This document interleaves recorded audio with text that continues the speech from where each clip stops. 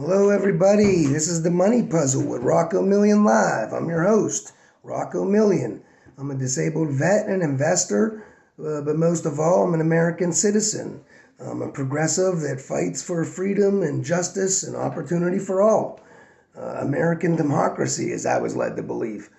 And so I'm not an expert. I do study economics. I study political economy. MMT, which is modern monetary theory.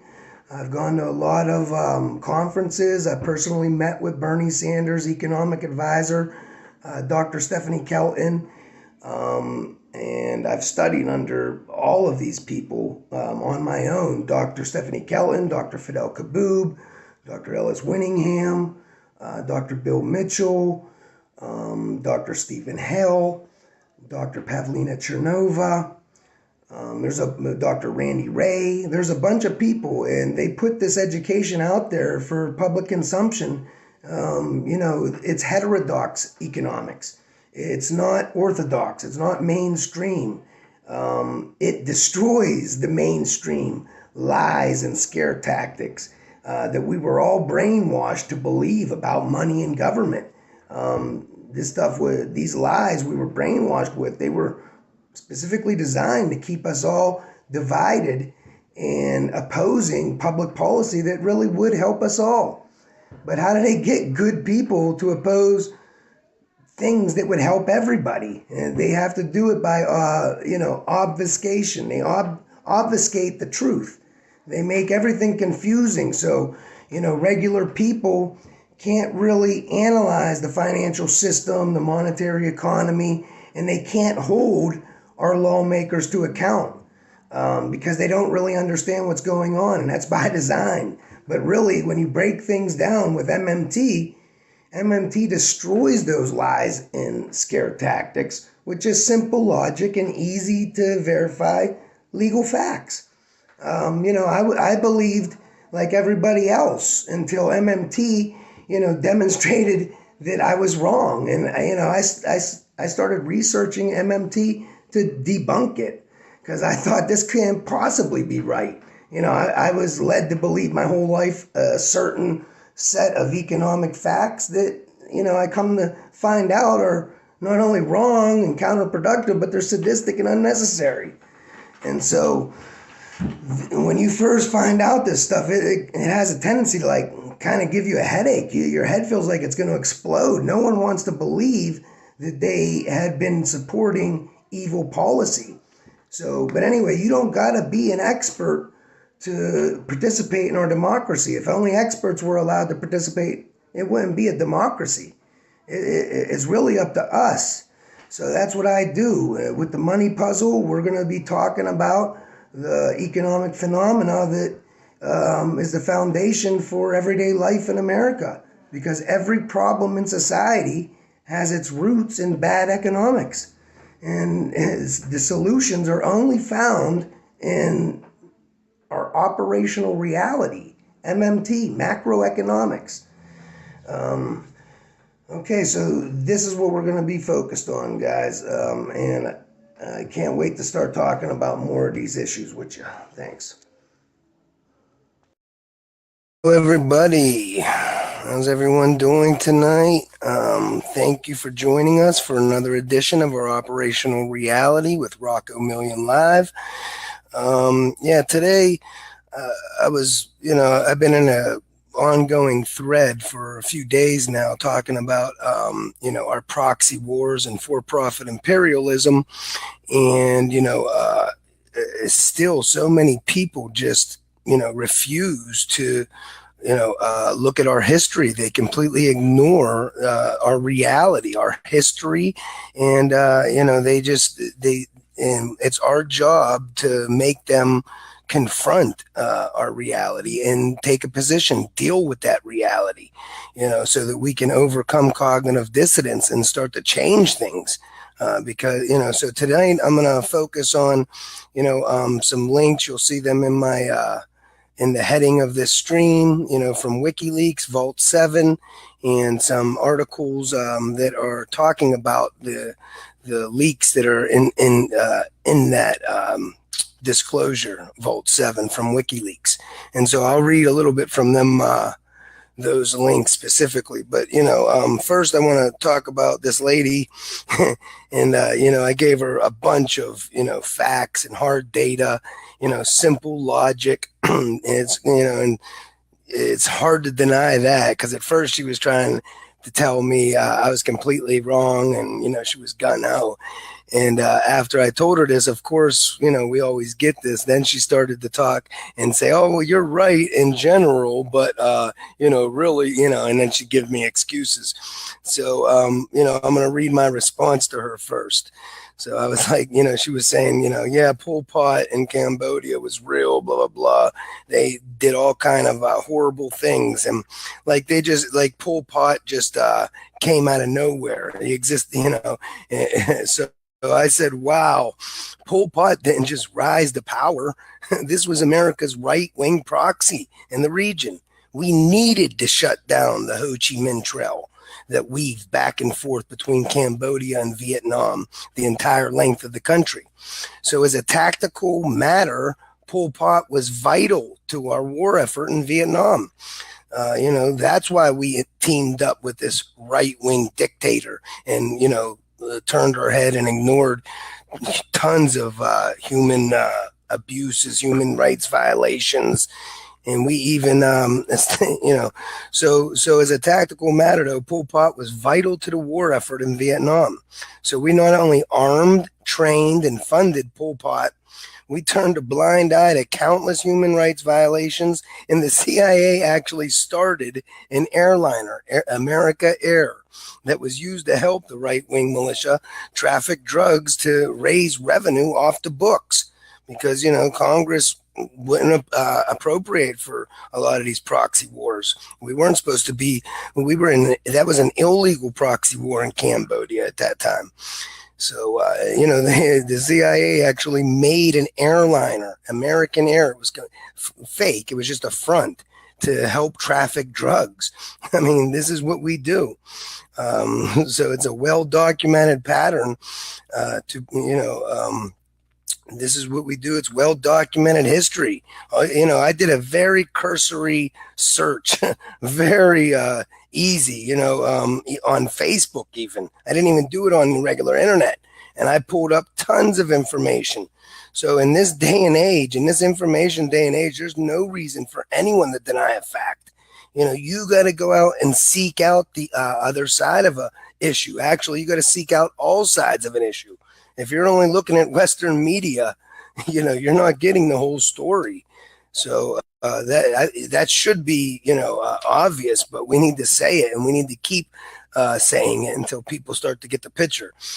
But this is all to protect our American oligarchs' for-profit way of life, which nowadays is our right-wing neoliberal status quo. And it seeks to privatize the public space, making essential public goods and services private and for profit, and therefore incapable of meeting everyone's needs and our public purpose as mandated by our Constitution. So this is why we target leftist movements with these proxy wars worldwide. We target these leftist movements who work for their citizens and the public purpose. Now, think in the context of Syria like this. We are arming and funding and training and giving logistical support to the white helmets into moderate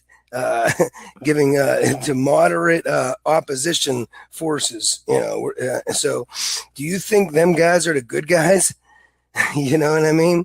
We've never funded good guys that are proxies in our proxy wars. Never. It's always been right-wing extremists, oftentimes religious fundamentalists, nut jobs.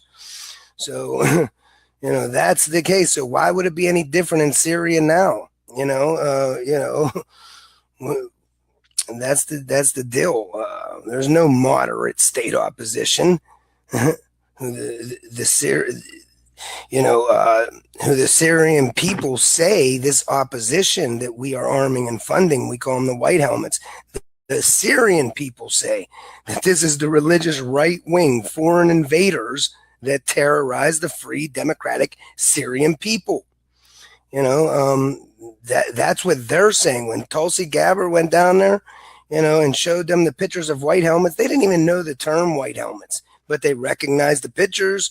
They recognized the people. These were the religious fanatics. They were ISIS, and they were terrorizing the democratic Syrian people because the Syrians they have a constitution that gives everybody equality under the law. They're not subject to Sharia law like most of its neighbors and our allies, real war criminals, not the Syrian government. They provide, constitutional rights similar to America. It's a democratic haven in the middle of the Middle East. And that's why these ISIS fighters hate them, and that's why it's so easy for us to get them to go there and fight our proxy war against Assad, because we don't want our people, we don't want governments to succeed that help their people and work for the public purpose, because it might spread to America, and then we might get democracy in our economy. But this fits our long pattern of for-profit imperialism and our right-wing proxy militias to fight and destabilize any nation that doesn't align with our for-profit way of life. It's that simple. And this for-profit imperialism is just a choice. All right, it's not an operational necessity, but we will collectively accept this evil carried out in our name. We collectively accept it. We accept this evil that's carried out in our name. Too many ignore our actual history and our actual reality to instead live in a mass delusion that's rooted in fantasy, to sleep easy. This is how we became so indifferent to all of this pointless human suffering and death. I mean, we don't blink an eye when whistleblowers expose evil carried out in our name. And we allow the truth tellers to be targeted for death, like Snowden, or put in jail like John Kiriakou, or financially ruined like John Kiriakou, yet never prosecuted one exposed American war criminal. Never one. We never prosecuted one exposed American war criminal from them leakages.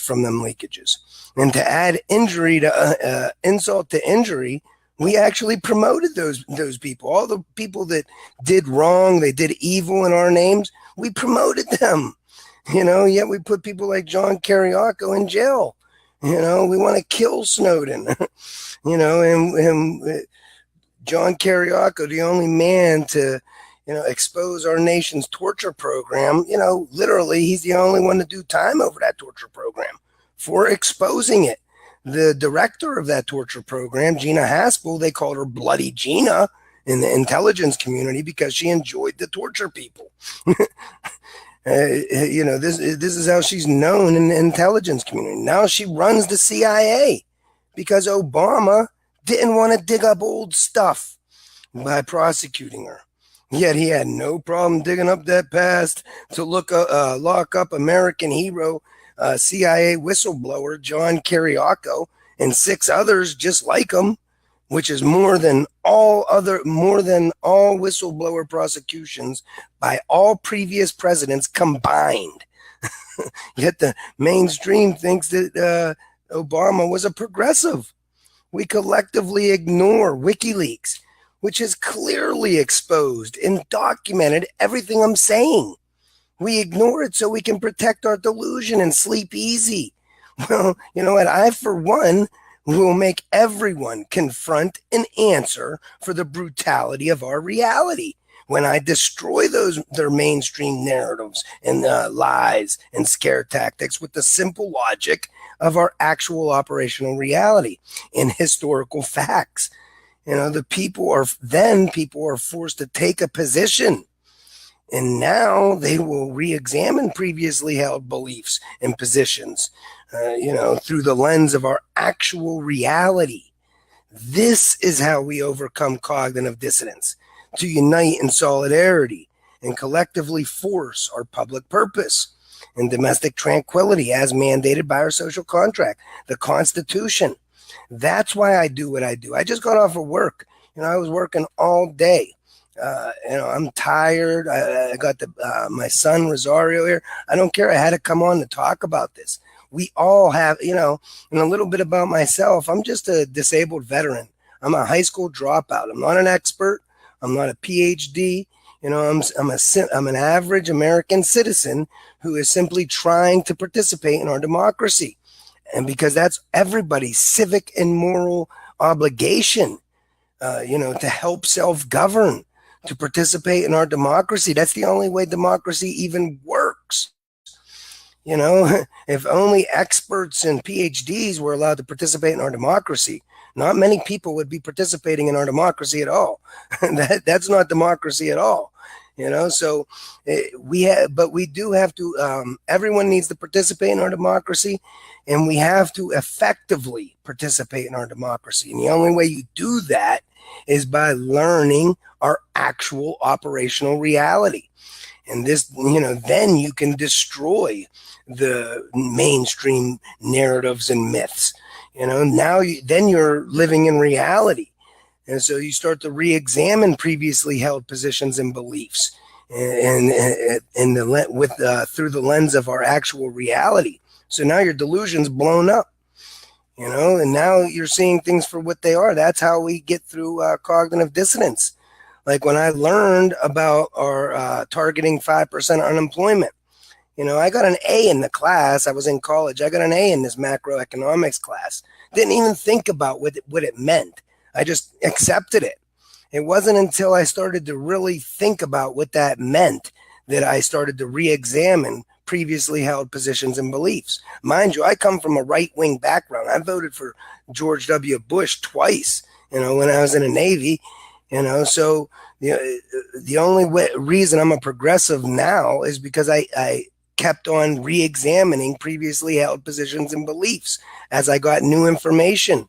As I learned our operational reality, and so I asked myself, how could it be in the public's interest, like our Constitution mandates, to keep millions of people unemployed and poor by targeting 5% unemployment, especially when we got work all over America that needs done. How could that be in the public interest? That's untapped productive capacity. It's artificial scarcity that kills more than all wars combined. It's the main artificial scarcity is the main driver for war. So how would that ever be in the public purpose? You can't fix that with personal responsibility. So the mainstream narratives that have us punching down, calling unemployed people lazy, this is how they get us to fight amongst ourselves and to fight against our own public purpose. The fact is, every single worker, this is systemic abuse, because every single worker can have the very best job skills, and every single worker could have the most motivation to work and the most personal responsibility. But if our government is targeting 5% unemployment, we would still be forcing millions of people to be unemployed and poor, regardless. So personal responsibility can't fix that. It's systemic abuse. And, it kills, and nobody even blinks an eye at it. We collectively ignore it. We rationalize it away.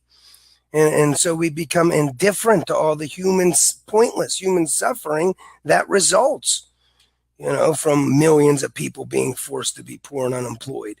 And that also creates the starvation wage environments, because when government forces millions to be unemployed and poor, now they're so desperate, they will always undercut you to work for starvation wages and under horrible conditions. So it drives all wages down, all working conditions down. It's wage suppression, class warfare. This is why our wages have been stagnant from the 70s, while our productivity and our cost of living have been at record highs, because our government is engaged in class warfare on us. All right, so that's our government. It hates the public purpose. That's why it teams up with right-wing extremist terrorist groups like ISIS, like the Contras, like Pol Pot, like the Shah of Iran. It goes on and on, like the FARC in Colombia. It goes like Pinochet. It goes on and on and on. This pattern. Anybody that tries to work for the public purpose is a threat. Anybody that doesn't align with our for-profit interests is a threat.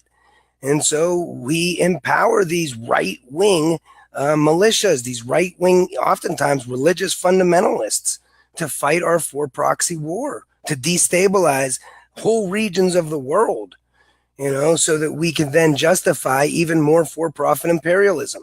And we can also, take resources and, make it all to make money for the rich, all to protect our for-profit way of life. That's what this is all about. And so that's why when you look at this Syrian conflict now, and you hear, and people are saying, well, how do you know who to believe? There's so much information out there. How do you know what's true and what's not? Well, a good way is by, first of all, looking at all sides of an argument, looking at all sides of an issue. Look up Al Jazeera about Syria. Look up RT about Syria. Look up Democracy Now! In regards to Syria. And not only that, you must consider the historical context, historical evidence, because that makes all the difference. This is what we've done for a long time. So that's how we kill this controlled opposition. But, this is what we do. All we want to do is invade your country, drone strike your women and children, steal your natural resources, and install a vassal king who will be useful to our imperial ambitions, and then call you a terrorist if you resist. That's our for-profit imperialism. That's what people are protecting by not understanding and not facing our reality, not dealing with historical fact and context. That's what we're promoting, and silence is complicity. And so us as woke people, as woke progressives, it's up to us to interject our reality wherever it's needed, to make people deal with the systemic abuse that results from our status quo, so that we don't all become indifferent to pointless human suffering, because no one wants to live in a society where people are indifferent to pointless human suffering. I mean, that's a violent, dysfunctional, shitty society to live in. That's why it's not in the public purpose. So it's up to us as citizens, to participate in our democracy and to voice our concerns and to force others to deal with the reality, not let them live in their delusion was created and maintained by these mainstream neoliberal narratives, lies and myths and scare tactics. I could use simple logic and defeat them, so that's the deal. And I'm going to leave this one up for you to look at, because it's a good meme to use while I read from some WikiLeaks articles describing WikiLeaks, Vault 7. Describing our for-profit imperialism and all of that. So 1 second, you can read this meme. Let me read it real quick. It says, if you're upset by some Russian trolls posting memes during the 2016 U.S. presidential election, just wait until you hear about the CIA-backed coup d'etats in Iran, in Guatemala, in Congo, in Chile, in the Dominican Republic, in South Vietnam, in Brazil, in Afghanistan, in Nicaragua, in Haiti, in Panama. And that doesn't even cover 90% of them are proxy wars. I got other memes too, but I'm going to read a little bit from this, because I got a couple good ones, good articles to read from. So, so 1 second. Okay, so the first article I'm reading is an opinion piece, and it was in the Japanese Times, and the author is a Pulitzer Prize winner. Okay, and it's a very good article. So it's about false claims and false flags. Okay, it's a pretty good article. I'm going to read parts of this so people can understand what's going on. False claims and false flag stories. Western governments and media are free to say whatever they like, no matter how phony. And it's by Gregory Clark, And it's, like I said, it was published in the Japanese Times. And it starts off, I was brought up in a world where the other side, the Soviet Union mainly, lied through its teeth. When it said liberation, it meant oppression. That its national newspaper was called Pravda, which means truth, was seen as a sick joke. But now it seems all this has been turned in reverse. Over Syria, Russia, the Balkans, or any other global hotspot, Western governments and mainstream media seem free to say whatever they like, no matter how phony or false. Increasingly, we are having to rely on the other side to tell the truth. It is claimed, for example, that on April 4th, the Syrian government made a sarin gas attack on the town of Khan Shaykhun.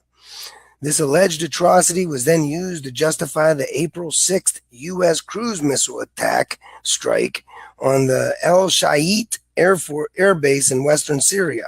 U.S. President Donald Trump gained a big bump in his ratings as a result. Even well-known commentator Fareed Zakaria, speaking on CNN, praised the bombing and said he could now see Trump as the rightful president of the United States. Seymour Hersh's Syria scoop. But on June 25th, the German daily Die Welt published an article by Pulitzer Prize-winning investigative journalist Seymour Hersh, which claimed there was no deliberate Syrian gas attack on civilians, and that this was known to U.S. military and intelligence organs before the missile strike was ever ordered. So this Pulitzer Prize winner, Seymour Hersh, is saying that there was no deliberate Syrian gas attack on the civilians, and that this was well known to our U.S. military and our intelligence organizations before the missile strike was even ordered. Hersh adds the available intelligence made clear that the Syrians had targeted a jihadist meeting site on April 4th using a Russian-supplied guided bomb equipped with conventional explosives. He continues, details of the attack, including information on its so-called high-value targets, have been provided by the Russians days in advance to the Americans and allied military officials in Doha, whose mission is to coordinate all U.S., allied, Syrian, and Russian Air Force operations in the region. So, details of the attack that Syria performed on this jihadist site was given to America days in advance and to the Russians. So everyone knew what was going to happen, and again, relying on U.S. intelligence sources. This is from our own sources, our own intelligence reports. This Pulitzer Prize winner says that the target of the 500-pound bomb attack was a command and control center for jihadists who used its basement to store rockets, weapons, and ammunitions together with chlorine, fertilizers, and insecticides. This is what triggered explosions that caused huge toxic cloud to spread over the town. All right, and Hersh has a reputation for thorough and accurate expose research. The 1968 My Lai massacre in Vietnam, the Abu Ghraib prison atrocities in Iraq, and other inconvenient details of U.S. military involvements. Yet the U.S. and British media refused any mention of his latest report, forcing him to rely on German newspapers to get his story out. Common sense says the likelihood that Damascus would invite a vicious U.S. red line attack by deliberately gassing civilians in hostile territory is so remote as to be close to ludicrous. Any attack would have to have been a false flag operation by rebels, hoping to push the blame onto Damascus. The same was probably true for the claimed 2013 sarin gas attack on rebel areas in Syria, over which U.S. President Barack Obama had declared a red line that would lead to U.S. retaliation. Although in the end he did not retaliate, but demanded Damascus give up all of its chemical weapons, which it seems to have done according to the UN, adding yet another insult assault to our intelligence, the U.S. then claimed it had identified potential preparations for another chemical weapon attack by the Assad regime that would likely result in the mass murder of civilians, including innocent children. If Syrian President Bashar Assad conducts another mass murder attack using chemical weapons, the U.S. statement continued, he and his military will pay a heavy price. This was followed by an even more ominous threat from the U.S. ambassador to the United Nations, Nikki Haley, who added, the goal is, at this point, not to just send Assad a message, but to send Russia and Iran a message that if this happens again, we're putting you on notice. No hint was provided as to the basis of these most unlikely Syrian potential preparations. There's no evidence, nowhere that says that Syria was preparing to do this. And that ultimately could justify an attack on Russia. But that's why the U.S. is saying this, because they want to justify an attack on Russia. But once again, the U.S. media served it up as if it was real. And so then the harsh article did at least get to see the light of day, unlike the investigation report by Scott Ritter, the weapons inspector in Iraq who blew the whistle on the phony weapons of mass destruction, WMD claims, and is now the head of the Organization for the Prohibition of Chemical Weapons, or OPCW. After seeing the evidence produced by backup claims of this April 4th sarin gas attack, he concluded that in the desire for regime change in Damascus, the claims were faked by America to serve the narrow-minded self-interests of a few governments, the U.S., United Kingdom, France, Turkey.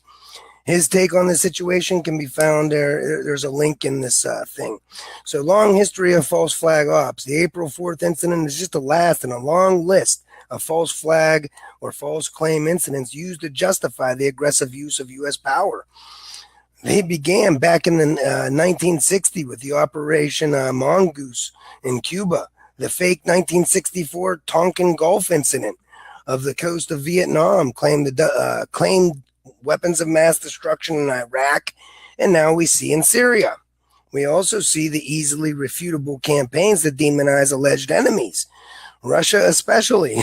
For example, over alleged Russian aggression in the Russian-speaking areas of Ukraine, we need only read the text of the 2015 Minsk Agreement, seeking to end the dispute to see that continued hostilities are entirely the responsibility of a Ukraine that still refuses the constitutional amendments to give the area promised autonomy. But you will not see anything about this in our biased U.S. media, which loses no opportunity to carry on about Russian aggression.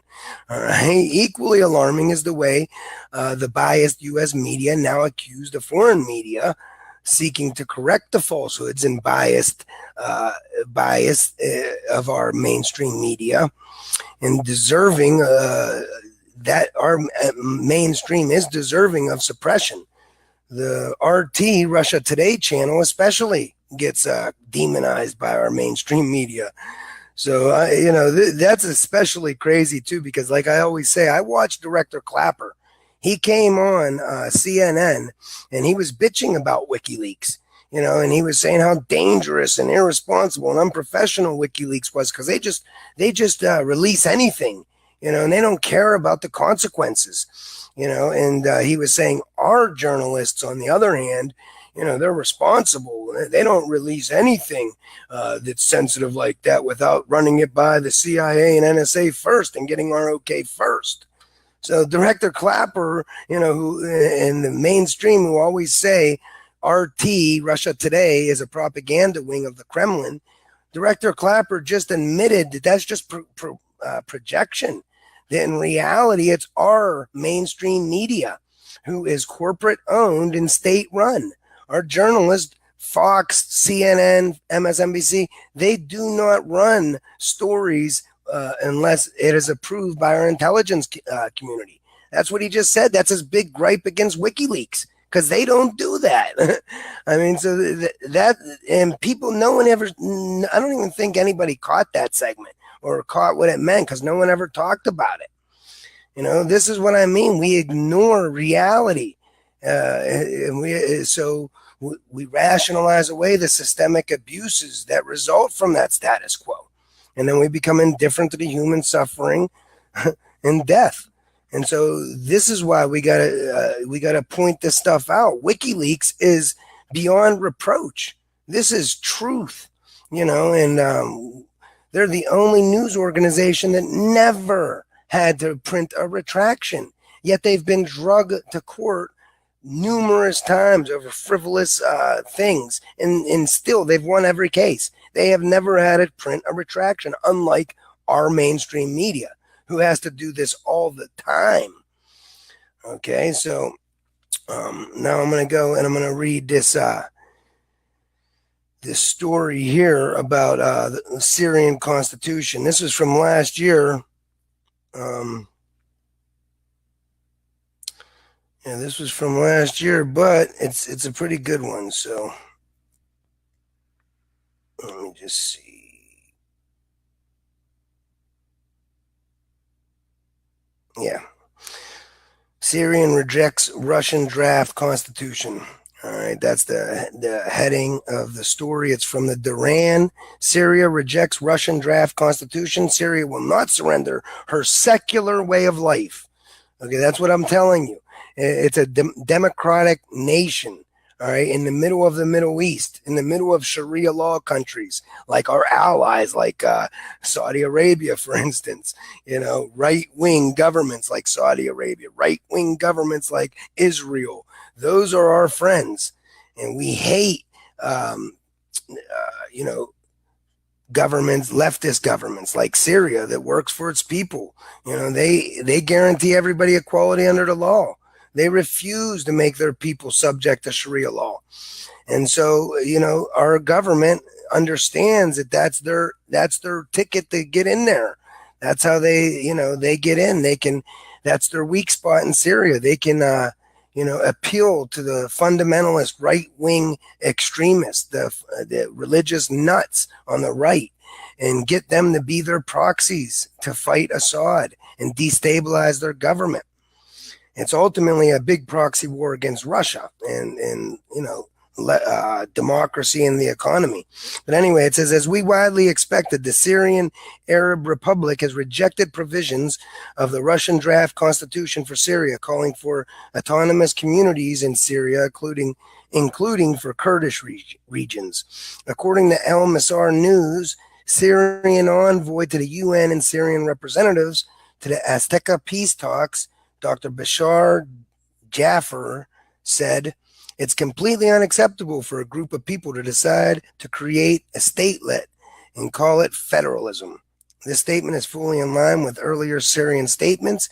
Syria has no reason to bifurcate, let alone balkanize her nation, not least because she is now winning the war, a war against various Islamic forces who seek to destroy the secular constitution of Syria. You hear that? The Syrians are saying there's no reason to give up any of their constitutional rights. They're winning the war against the Islamist opposition, who we're funding, by the way, who seek to destroy their secular way of life and their constitution that guarantees all equality under the law. So there you go, right there. The overwhelming majority of the Syrian people do not feel there is a need to sacrifice any aspect of the current constitution, which has served the country well, protected minorities, does not discriminate against any ethnic group, including Syrian Kurds. So speaking to the Duran, Syrian political commentator Afra Dar summarized the Syrian view on the draft constitution in the following way. First of all, Syria is a sovereign country. It is not acceptable to have a constitution which was written by another country, even if this country is our ally. The real Syrians have been sacrificing themselves since 2011 against the forces of the so-called Arab Spring, which we created and backed and funded, for the unity and sovereignty of Syria against the traitors, the armed mercenary forces who follow the Western agenda of balkanizing Syria. This is self-evident, as those agents replaced the flag of independent Syria with the French mandate flag, alongside with Islamic State one, the ISIS flag. So Syrians, and only Syrians, are qualified to make a decision about their constitution, not any other country, above all, not the traitorous rebels. Moreover, it's a primary Israeli goal to destroy the value of the Syrian Arab army and our armed forces. This is the same goal of the opposition fighters, who are in many cases have relations with the Israeli occupiers, like Saudi Arabia and Qatar and all of them. They all have relations with Israel. All these right-wing governments are in cahoots. So when asked about the corrective movement within Syria's Ba'ath Party in the 70s and the legacy it has left to contemporary Syrians, Dar had this to say. Well, President Hafez al-Assad was the iron leader in a region which was surrounded by neighbors such as Turkey, Israel, agent kings of the West, like in Jordan and the Arab Gulf, etc. A strict and iron leader is the best one in this case. His corrective movement and also the real revolution in March 1963 were against capitalism and imperialism. It was about building Syria, building universities, building public hospitals, almost for free. It was meant to build an educated generation, not a Wahhabi state. Okay, while the so-called Arab Spring intended to destroy the land and its people, that movement was one to organize people in democratic institutions to express their views on how to build a strong Syria. So, in our government, we backed and we funded and, we put together this Arab Spring to destroy this Syria, and the people Syria. It was also intended to improve, this revolution was also intended to improve the Syrian economy and political life in the united, strong nation. I'm not saying the Syrian government is perfect. Every country has corruption. But those suicide bombers backed by underdevelopment countries like Saudi Arabia and supported by the Zionist occupying entity Israel are certainly not going to correct this problem. We trust our secular leadership and we trust its wisdom and ideology. However, those who organize this war don't want Syrians to have such a great leader with such a great army. So the Ba'athist legacy to Syria has been one of progress, modernity, tolerance, equal rights amongst religious fractions, and rights for female Syrians. The so-called armed opposition, the terrorists, would take Syria back centuries. I wonder if the fake stream media pundits, so desperate to see Syria's destruction, ever considered the fear that one must feel and have that their secular and free land of one's birth may turn into a Salafist state, a king of legalized ISIS realm, a kind of legalized ISIS realm. The thought is frightening. So he's saying, the people in Syria, they all are guaranteed rights and their government works for the public purpose. They know all these Sharia law nutcases, these religious right-wing nuts, hate that. And so they know that, the American proxies, the American mercenaries, the terrorists, the white helmets, and other opposition, moderate opposition, they call them, but there is no moderate opposition. So they know that those people would subject the Syrian people to Sharia law and take them back centuries, so they don't want that. And, it's crazy that so many in America, think that, that's okay. They don't think that that's the case at all. They ignore the situation. They call Assad a mass murderer. And he may be, but what I'm saying is he's nowhere near on a scale to what America does. America's the biggest terrorist state in the world. Assad never dropped nukes on civilian populations. Assad's not spreading for-profit imperialism worldwide, with bases all over the world, toppling democratic nations, teaming up with right-wing extremist terrorists all over the world. That's all America. And so, it's completely bogus to say Assad is a mass murderer as a rationale for, bombing a sovereign nation. So this is why Syria's move in rejecting this draft constitution was the only prudent measure that can take in such an instance. Anything less would constitute a betrayal of the Syrian people. Russia and Syria must instead continue to cooperate against terrorists in Syria until the country is totally free of this plague. So, that's that one. Now, there's even a better one here. And it talks about, the Taliban fits perfectly into the U.S. strategy to destabilize Afghanistan and Central Asia. Now, we already discussed, the proxy war in Afghanistan that we had, and we already actually discussed this one too. So all the proxy wars in Latin America, 56 U.S. military interventions in Latin America. All right, so, and they all are right-wing extremist groups against left-wing movements. So this is a very well-documented pattern, a very pervasive pattern. So, and this next one talks about the goal of America creating ISIS and why we did that, and what the purpose of that may be. And we look and we see, ISIS was instrumental in destabilizing Libya, destabilizing,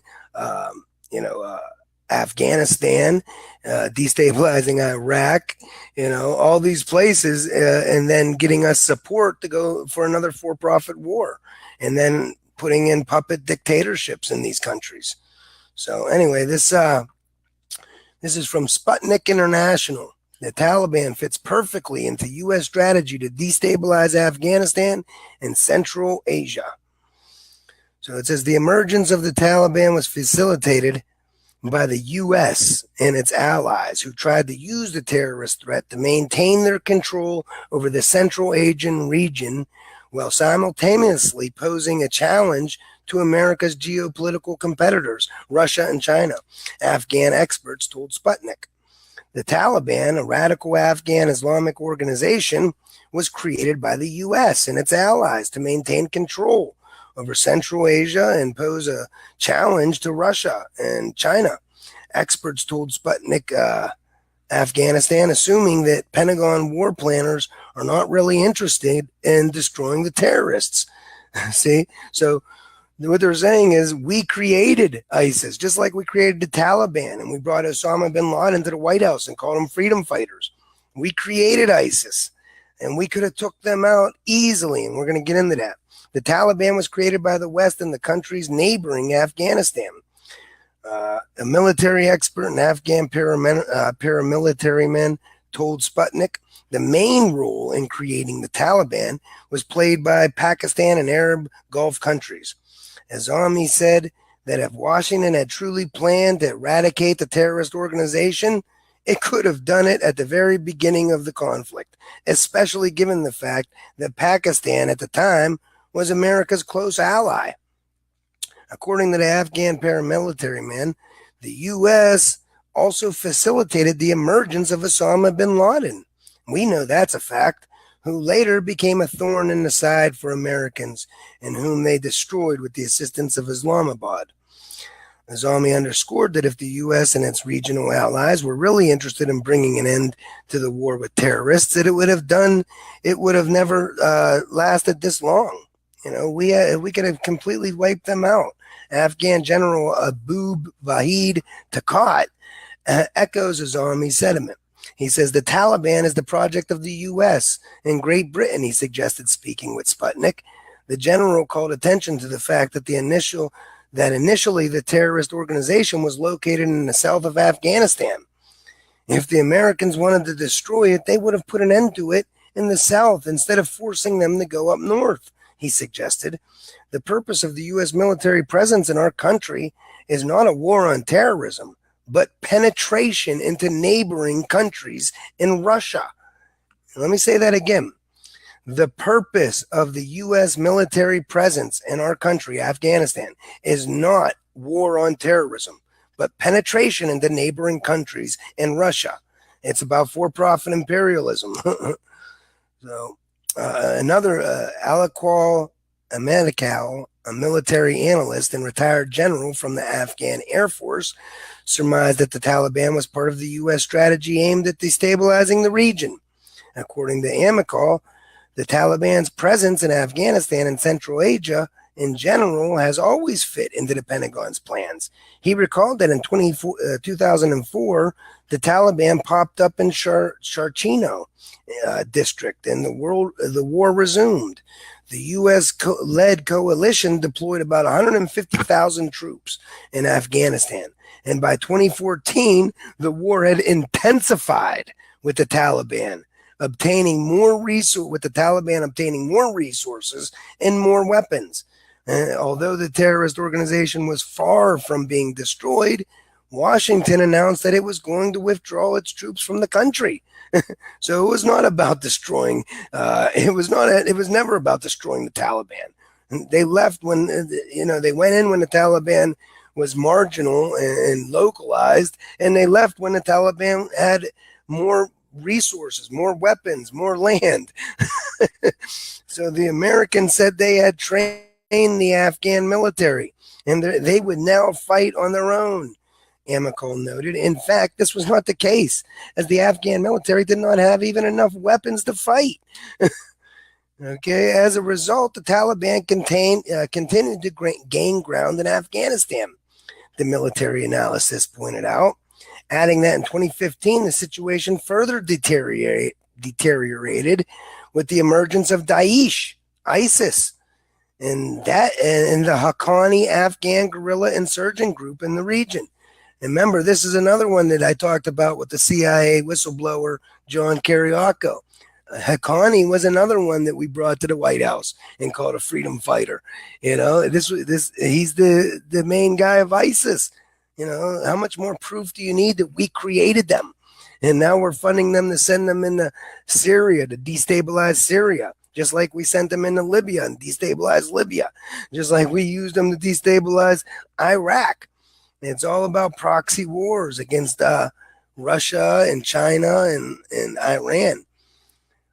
According to Amikal, the U.S. main strategic goal was to undermine the security of the Central Asian states, such as Uzbekistan, Tajikistan, and other countries of the region. The crux of the matter is that the destabilization of Central Asia poses a substantial threat to Russia and China's national security. Likewise, Iran also remains in Washington's crosshairs, the retired general added.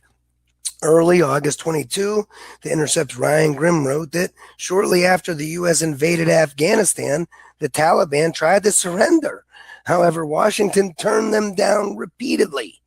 Okay, so the Taliban tried to surrender. We repeatedly turned them down.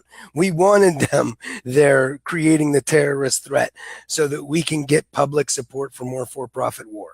Okay, since George Bush, the Afghan strategy envisaged eradicating as many terrorists as possible. Afghans that worked with the U.S., they understood the predicament their military sponsors were in. So they fabricated bad guys, Grimm pointed out. So that they needed bad guys. That's the whole point. Afghan general and paramilitary member Zafif Zaki disagrees with Grimm. According to Zaki, the Taliban didn't try to surrender. Being struck by the U.S.-led coalition forces, the terrorist organization simply retreated, fleeing Kabul and the country's provinces. They retreated to collect weapons and resumed the fight in 2005. Zaki told Sputnik they did not have an opportunity to resist the offensive conducted by several foreign states at once. According to Agzami, at that time, the U.S.-led coalition had enough leverage to eradicate the Islamic group. But the truth of the matter is that Washington and its allies had far-reaching plans. The continuation of this war is a continuation of the competition of global powers, as it was during the Cold War between NATO and the Warsaw Pact countries. as Ami emphasized. I hope that in our time, Afghanistan's diplomacy will be able to play actively, so that our country won't become a confrontational arena for the great powers. Instead of playing power games, America and its allies have to realize that terrorism is evil and team up with Russia and other countries to create a global coalition that could save humanity from this disaster. So that's a really good one too. And that really drives home the points here. Now, I am going to pull up the WikiLeaks Vault 7 because I want to read from that real quick before we are done. And then I'll take some questions and we will do that. All right, so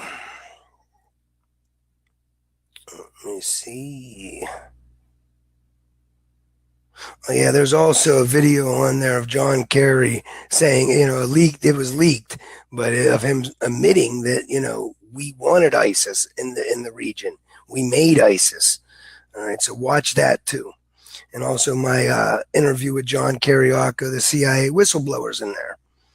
Okay, and now here's an article about WikiLeaks Vault 7, complete with excellent commentary and cited references for easy research.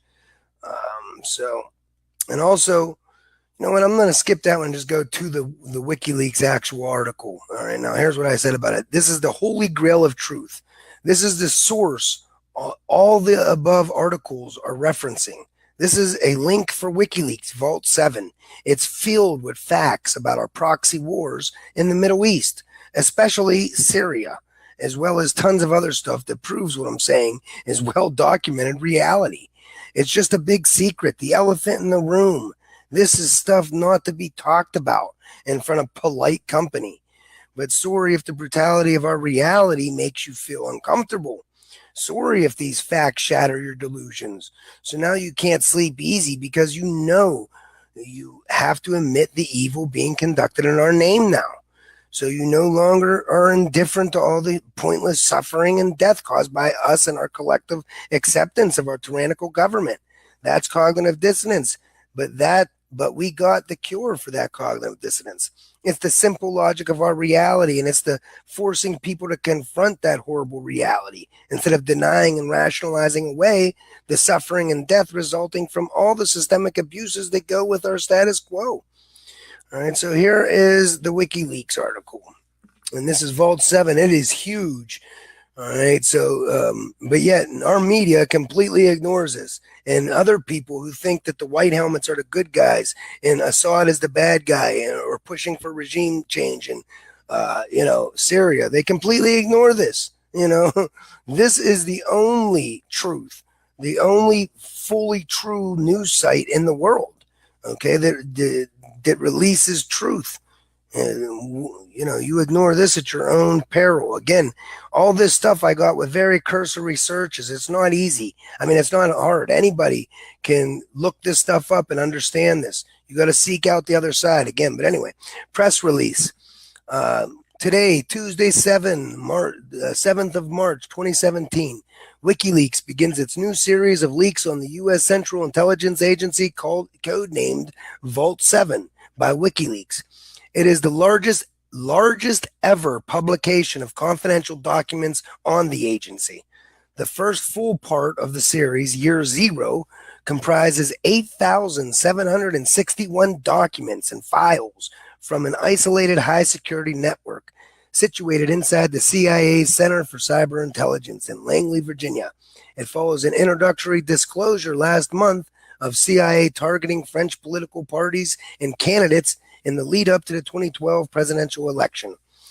Recently, the CIA lost control of the majority of its hacking arsenal, including malware, viruses, Trojans, weaponized zero-day exploits, malware, remote control systems, and associated documentation. This extraordinary collection, which amounts to more than several 100 million lines of code, gives its possessor the entire hacking capability of the CIA. The archive appears to have been circulating among former U.S. government hackers and contractors in an unauthorized manner, one of whom has provided WikiLeaks with portions of the archive. Year Zero introduces the scope and direction of the CIA's global covert hacking program, its malware, its arsenal, and dozens of zero-day weaponized exploits against a wide range of U.S. and European company products, including Apple's iPhone, Google's Android, and Microsoft's Windows, and even Samsung TVs, which are turned into covert microphones. So this is they make these companies put in back doors into their products so that they could spy on us. And nobody cares. Since 2001, the CIA has gained political and budgetary preeminence over the U.S. National Security Agency, NSA. The CIA found itself building not just its now infamous drone fleet, but a very different type of covert, globe-spanning force, its own substantial fleet of hackers. The agency's hacking division freed it from having to disclose its often controversial operations to the NSA, its primary bureaucratic rival, in order to draw on the NSA's hacking capacities. By the end of 2016, the CIA's hacking division, you know what? You could read it. You get the idea. But this has tons of stuff in it. I'm going to go back and read the other one that talks about this. And yeah, okay, this is a good one here. It talks about, the Syrian proxy war from 2006, which was, started long before the Syrian civil war in 2011. So, okay, this is from WikiLeaks. U.S., Israel, and Saudi Arabia plan to overthrow Syrian government. And did I just read this one? No, this is the anti-media news desk. Cables reveal that before the beginning of the Syrian revolt and civil war, the United States hoped to overthrow Assad and create a strife between Shiite and Sunni Muslims. All right, from Mint Press. Speaking from Ecuador's embassy in London, Julian Assange revealed that the United States planned to overthrow the Syrian government as far back as 2006, several years before the start of the current crisis. The founder of WikiLeaks took refuge in the embassy of Ecuador in 2012.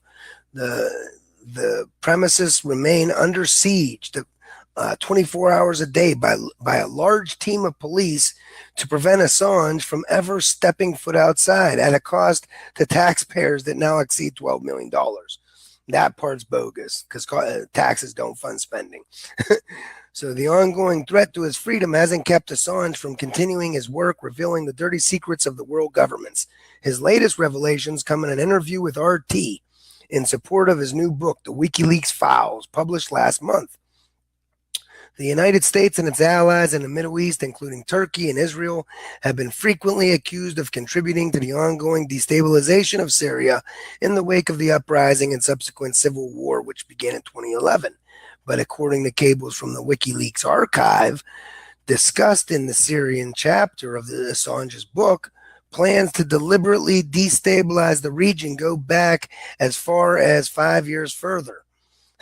In that chapter is a cable from the U.S. ambassador, William Roebuck, who was stationed in Damascus, which apparently discusses a plan for the overthrow of the Assad government in Syria, RT reported. In his appearance on the RT program, Going Underground, Assange elaborated on the cable's contents. The plan was to use a number of different factors to create paranoia within the Syrian government, to push it to overreact, to make it fear there's a coup coming. Assange continued, explaining that the U.S. government sought to make the Syrian government appear weak by causing Assad to overreact to the threat of Islamic extremists crossing into his country. The cable also details plans to foster sectarian strife in the region and make Iran appear like a larger threat to Assad than it really was, Assange continued. In particular, to take rumors that are known to be false or exaggerations and promote them, that Iran is trying to convert poor Sunnis and work with Saudi Arabia and Egypt to foster that perception in order to make it harder for Iran to have influence in that area and also harder for the government to have influence in its own population. This is what we do. WikiLeaks cable revealed that these plans came from the Israeli government and shown that the U.S. government intended to work with Saudi Arabia, Turkey, Qatar, and Egypt to encourage the breakdown of Assad's regime as a way of also weakening Iran and Hezbollah. Okay, so if Syria is sufficiently destabilized, it might be in a position where it can keep the Golan Heights forever, or even advance that territory, Assange said. So that's the deal. Israel wants the Golan Heights, and without Syria in the way, maybe that can happen. According to Assange, the cable illuminates how the current Syrian crisis reflects U.S. influence on the Middle East, particularly the ways it has used its allies to put pressure on the country. Part of the problem in Syria is that you have a number of U.S. allies surrounding it, principally Saudi Arabia and Qatar, that are funneling in weapons, Assange noted, adding that it shows how the U.S. uses its over 100 army bases and network of embassies to further its imperialist interests. The mainstream media often presents a simplistic view on the Syrian crisis, especially when the U.S. government is using it as support for war, ignoring history of the region and the many conflicting alliances it holds. Minpress News founder Minar Manoush published her analysis of the current refugee crisis, which also blames Western allies like Turkey, Israel, Saudi Arabia, and America for seeking to destabilize Syria in their quest to control the region's energy resources. Today, the Middle East is being torn to shreds by manipulative plans to gain oil access and gas access by pitting people against one another based on religion. Okay, and they wrote, and in this push for energy, it's the people who suffer most. Watch, there's a link for Assange on U.S. Empire, Assad government overthrow plans, and new book, The WikiLeaks Files. That's in the link, so check that out. So basically, it's what I've been saying. All right, this is our history. You look around.